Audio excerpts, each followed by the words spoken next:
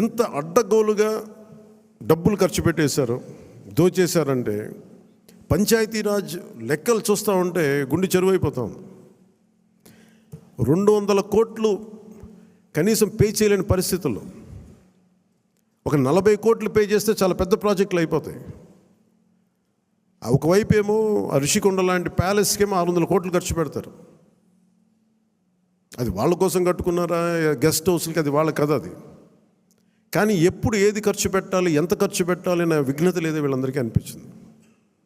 మన క్యాంప్ ఆఫీస్కి తీసుకెళ్ళి మీరు బడ్జెట్ ఇచ్చి మీరు ఎంతైనా ఖర్చు పెట్టుకోండి, మీ క్యాంప్ ఆఫీస్ రెడీ చేసుకోండి అంటే నేను రూపాయి ఖర్చు పెట్టడం నాకు ఇష్టం లేదు. అదనంగా ప్రభుత్వ ఖజానాకి అది ప్రజల సొమ్ముని మనకి అకారణంగా దాన్ని ఖర్చు పెట్టేయడం కానీ దాన్ని దుర్వినియోగం చేయడం నాకు నచ్చక. అసలు ఏం వద్దు, ఉన్న ఫర్నిచర్ అలాగే ఉంచి ఏం చేయొద్దు. దాన్ని అవసరమైతే నేను చెప్తానులేండి, నేను చెప్తాను. మోస్ట్ ఆఫ్ ద టైం వీళ్ళు నా ఫర్నిచర్ పట్టుకెళ్ళాను. ఉన్న ఫర్నిచర్ సరిపోతే పర్లేదు. రోడ్ల మీద కూర్చొని వచ్చాం, మనం వీధుల్లో కూర్చొని పోరాటాలు చేసాం. కూర్చొని చిన్నపాటి కుర్చీ ఉంటే చాలు, మళ్ళీ దానికి ఇంత సౌకర్యాలు అవసరం లేదు మాకని చెప్పాను.